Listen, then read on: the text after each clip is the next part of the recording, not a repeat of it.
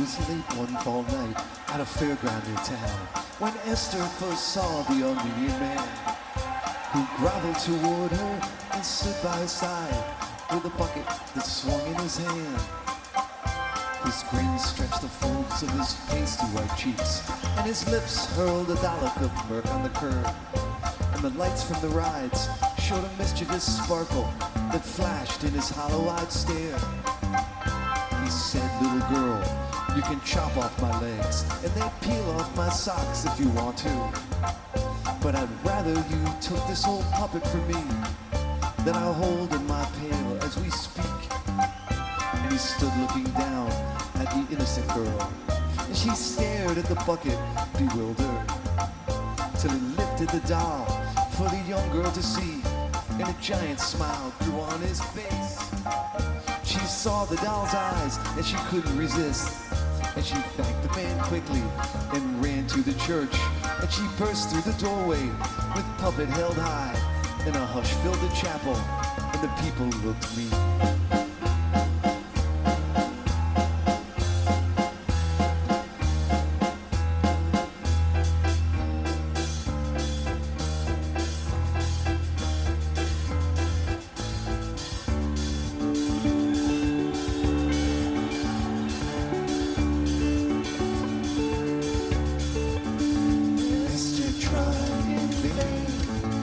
Pacify the mob, the quibble grew to spat, to wrangle, then to brawl. The frenzied congregation struggled desperately to fetch the pretty puppets snugly nestled deep in Esther's leather sack.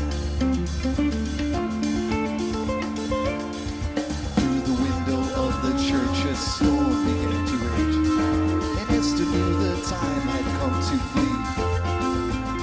She scurried down the aisle towards the doorway in the distance and out into the rainstorm where she felt she would be free.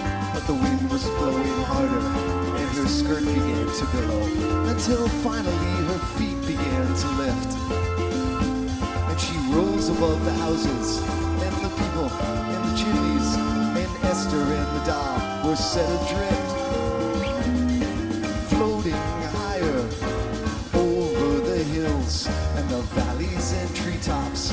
She'd tumble and die, soaring and turning, suspended on air, with the earth far below her. She'd flutter and glide through the clouds.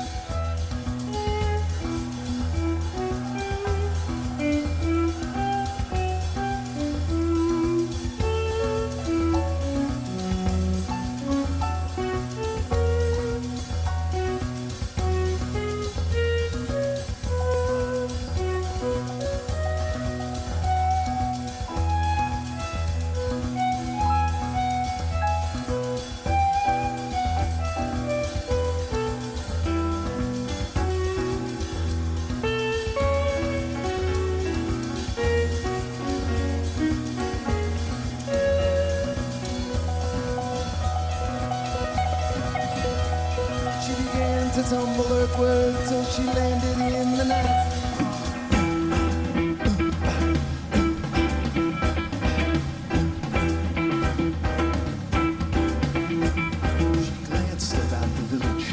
To find the evil men who rob and pillage in the darkest hour of night. Nervously she fumbled for the pouch that held the puppet on her right. Feeling quite outnumbered, Esther hid behind a nearby pile of lumber, where she waited till the dawn.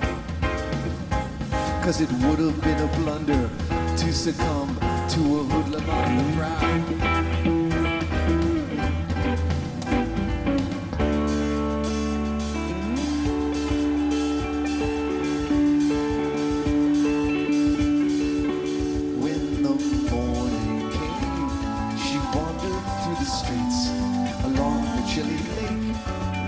Beside the town, at last a peaceful moment, but she thought she'd heard a sound.